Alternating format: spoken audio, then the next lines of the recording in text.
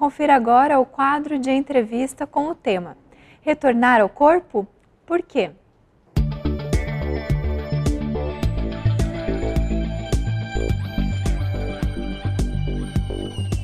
Olá, que bom que você está conosco, é bom que estamos juntos novamente. Começa agora o nosso bate-papo, nossa entrevista.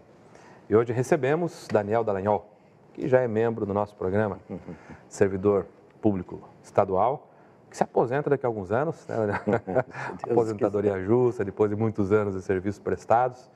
Daniel tem uma larga experiência no estudo do espiritismo, é frequentador do Centro Espírita Filhos da Verdade, que fica na Rocha Pombo, no Juvevé. Muito bem. Então, estamos aqui para tratar de um assunto que está na segunda parte, ou segundo livro, né, de O Livro dos Espíritos, que é o livro que contém os princípios fundamentais do Espiritismo, no capítulo 7º, do retorno à vida corporal, nessas palavras difíceis, né, quase poéticas, de Allan Kardec, mas para falar de reencarnação mesmo. Né? E a reencarnação sempre tem em torno dela muitos questionamentos, muitas curiosidades, né, Daniel? E as pessoas nos perguntam muito a respeito disso. De fato, Márcio, é que às vezes quando nós falamos assim do termo reencarnação, nem sempre suscitam as reflexões que o codificador oportunamente e profundamente inseriu dentro do Livro dos Espíritos. Então, pelo fato de ele dar esse título do retorno à vida corporal, quer dizer, já antecipa ou preambula uma situação diferente, né, que permite outras interpretações. Porque às vezes o termo reencarnação está associado já a conceitos formulados por outros segmentos do pensamento filosófico e teológico, que não permite uma reflexão apropriada no âmbito doutrinário espírita, né? É nesse sentido. Então, acho que é isso. E Kardec separa, né? Encarnação e reencarnação. Perfeitamente. Interessante isso, né? O ato de entrar no corpo, né? E a reencarnação como um processo ao qual estão submetidos todos aqueles que precisam se aperfeiçoar. Perfeito. Então parece que ela tem um limite, né? A reencarnação funciona até o limite quando o espírito se torna puro, a partir do que ele evolui sem precisar reencarnar. É isso mesmo? Exatamente, Márcio. Então, ainda que os espíritos perguntem, que Kardec pergunte aos espíritos, né, quais são os limites da reencarnação, né? É exatamente atingir patamares onde não haja mais necessidade, ou que ainda a criatura não tenha condições de reencarnar. Então, tem todo um fenômeno complexo. Reencarnar, retornar ao corpo físico, não é um fenômeno simples, né? E a doutrina espírita trabalha esses elementos de tal forma que nós compreendamos por que razão nós estamos no corpo, né? Quais são as implicações desse processo, quanto tempo se demora para um espírito retornar ao corpo físico. Quanto tempo demora, Daniel? É uma das perguntas feitas pelo codificador, mas precisamente a questão 224A do Livro dos Espíritos. E os Espíritos respondem assim: desde algumas horas após a desencarnação, né, até alguns milhares de anos. Então veja que o intervalo que a criatura, que o ser, que o espírito pode ficar no mundo espiritual é absolutamente indefinido. E do que depende isso? Depende da sua condição moral, depende da sua necessidade, depende dos elementos com os quais ele vai compor. De um arranjo. Perfeitamente. Essa engrenagem espiritual, né, ela é muito complexa, porque todos nós, quando reencarnamos, há todo um arranjo familiar, social, o trabalho que vamos desenvolver, as nossas potencialidades, as nossas necessidades, né? Então, essa engrenagem que é exatamente presidida, por assim dizer, pelos espíritos luminares, tutelares, né, que cuidam dos processos reencarnatórios, às vezes de povos inteiros, né, porque nós não reencarnamos aonde nós queremos, né? Há todo um projeto existencial. Então, esses cuidam para que certas criaturas, notadamente aqueles de maior expressão espiritual, reencarnem nos momentos certos. né, para cumprir determinadas tarefas. Nós outros, as nossas reencarnações, elas são relativamente mais simples, né? E quanto mais se desce na escala evolutiva, que o codificador trabalha muito bem dentro do Livro dos Espíritos mesmo, codificador Allan Kardec, a partir das questões 100 do Livro dos Espíritos, ele nos fala da escala espírita que está graduada em função da condição moral do ser.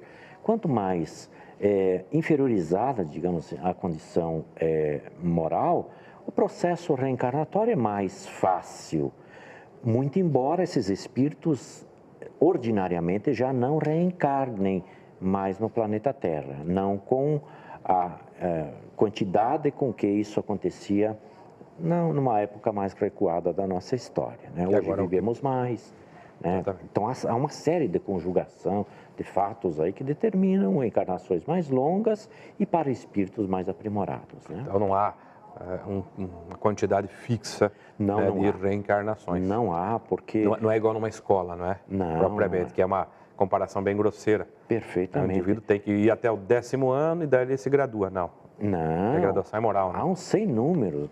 Primeiro que nós não temos nem ideia de quantas reencarnações nós já tivemos e quantas haveremos de ter ainda.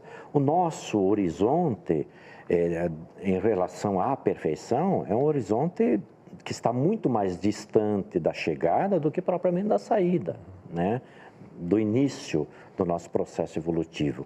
Então, quantas teremos? Em que orbes, em que mundos teremos? Né? Isso vai resolver muita coisa, né? Então, são infinitas, praticamente, para nós colocarmos num espectro de indefinição mesmo, né? Depende muito da criatura. Depende muito. A gente sabe, né, Daniel, que o Espiritismo se aprofunda, penetra no bojo desse fenômeno. Sim. A literatura espírita é rica em relatos sobre como se processa a reencarnação. Então, depois do intervalo que a gente vai fazer, né, a gente volta perguntando como é que é o processo da reencarnação, o mecanismo, como é que ele se opera. Né? Okay. Então, a gente faz o intervalo e já volta. Fique conosco. Aguarde uns instantes. Vamos para um breve intervalo e logo voltamos. Até já!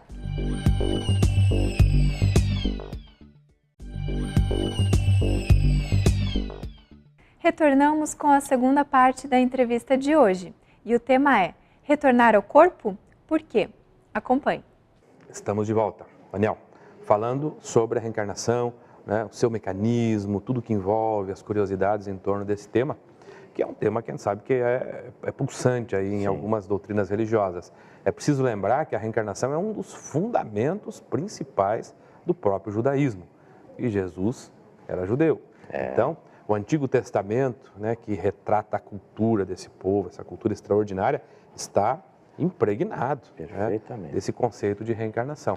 O que houve foi que, depois do 4º século dessa nova era, né, da era dita cristã, parece que a reencarnação foi glosada do princípio de algumas religiões ocidentais. Particularmente no cristianismo, através do Concílio de Nicéia, né? Isso. O Espiritismo vai e resgata o cristianismo primitivo, né, e as tradições do tempo de Jesus.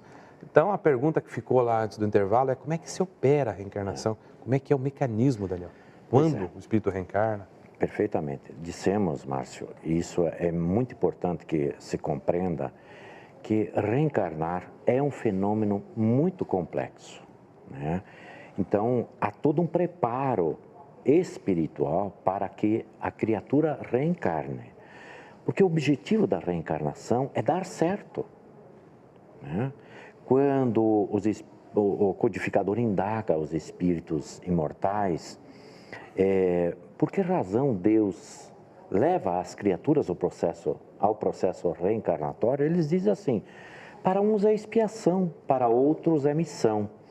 A grande massa média dos espíritos encarnados no planeta Terra trazem porções equilibradas, na imensa maioria, de expiação, ou seja, aquela necessidade de experimentar o rebote do equívoco praticado no passado, né, com um mecanismo educativo, pedagógico da lei divina, e também para experimentarmos missões de sermos pais, de sermos educadores, trabalharmos, né? Então, cada um traz um pouquinho de missão e um pouquinho de expiação. Todo mundo tem missões, então missões em dimensões bem maiores. Perfeitamente. Para que a gente não deixe isso circunscrito só a um grupo seleto de pessoas, né? Absolutamente. É missionário alguém que cuida lá do cachorro, é missionário alguém que, né, se responsabiliza por uma família, é isso aí? Exatamente, né? Então, a porção de missão vai depender exatamente da capacidade de realizar. E você acha que o êxito de uma encarnação é o cumprimento dessa missão? Perfeito. Coisa que já é difícil, me parece, né? Exatamente. Então, nós, didaticamente apresentando, né, nós temos uma espinha dorsal, digamos. Né? São aqueles elementos que vão fazer com que a criatura, ao longo da sua existência corporal, né, que é toda ela de ordem moral, ainda que nós estejamos no corpo físico, mas a nossa existência é de ordem moral. O processo reencarnatório visa ao aperfeiçoamento moral. Então, nós temos uma matriz, digamos assim, que é o esqueleto principal, né? É a espinha dorsal das nossas questões no âmbito de uma reencarnação, daquela reencarnação. Então, se nós trabalharmos aqueles elementos fundamentais, provavelmente nós sairemos bem do processo reencarnatório, né? Não quer dizer que nós não podemos falir em algum ponto ou outro daquilo que nós temos como meta nos aperfeiçoarmos, né? Mas diziam os espíritos, genericamente, que nós sempre acertamos, né? Porque nós, no processo reencarnatório, estamos afetos a uma lei divina, uma lei moral, portanto, que é a lei do progresso, né? Como é um princípio doutrinário espírita e da lei divina que o espírito não retrograda, ou seja, ele não desce os degraus morais a partir daquele ponto em que ele conquistou, né? Nós só temos a ascender, só temos a crescer. E a reencarnação é essa alavanca para que a criatura efetivamente galgue esses degraus no sentido da perfeição, né? E, Daniel, como é que o espírito pode identificar, uma vez encarnado, como é que ele identifica qual é a sua missão propriamente? Pois é, nós trazemos facilitadores, Márcio, né? Porque a criatura tem uma tendência para engenheiro civil como você, né, é engenheiro civil, né? Porque a criatura tem a tendência para ser, por exemplo, uma pessoa afeta às artes. Ela traz esse facilitador para a vida presente, porque ela tem uma necessidade de aperfeiçoar-se, quem sabe nesse campo, em função das conquistas já pretéritas feitas, né? Quando nós precisamos desenvolver alguma situação que não está naquele campo já desenvolvido, isso fica de certa forma embutido, embotado no espírito, né? E por conta do esquecimento do passado, nós desenvolvemos outras habilidades, né? Por isso que dizemos, mas com toda a força da doutrina, que o processo reencarnatório é um processo complexo. Por isso que não podemos desperdiçá-lo. Porque se a criatura demora, às vezes, séculos para reencarnar, significa dizer que, às vezes, o ajuste das suas contas podem demorar igualmente séculos para serem resolvidas. Não que o espírito não se resolva no mundo espiritual, não é isso. Aprendemos muito no mundo espiritual, mas há questões que nós precisamos nos resolver no âmbito do corpo físico, né? Então, a criatura, por não entender o fenômeno que é essencialmente moral, muitas vezes desperdiça a oportunidade do corpo e uma outra oportunidade, quem sabe, demore muito tempo. Nesse tempo, pode ser que a dor seja o elemento dinamizador de muitas coisas aí, né? Para dizer então que é no corpo, na experiência encarnatória, que ele prova mesmo se consolidou as virtudes que são necessárias. Perfeitamente, né? Porque ele age exatamente por tudo aquilo que é o seu impulso interior, né? Fala-se do arbítrio, que é livre em toda a criatura, né? Quando nós estamos no corpo, os nossos impulsos, ainda que estejam embotados por conta da fisiologia, né, que encobre o espírito, ou que o espírito está envolvido, mas são as melhores expressões, né? Porque nós agimos exatamente com a nossa consciência, né? Então, esses momentos em que nós estamos no corpo físico, por menor ou mais curta que seja a duração, ou por mais longa que seja, tem criaturas que vivem 100 anos, por exemplo, né? São experiências excepcionais para o espírito.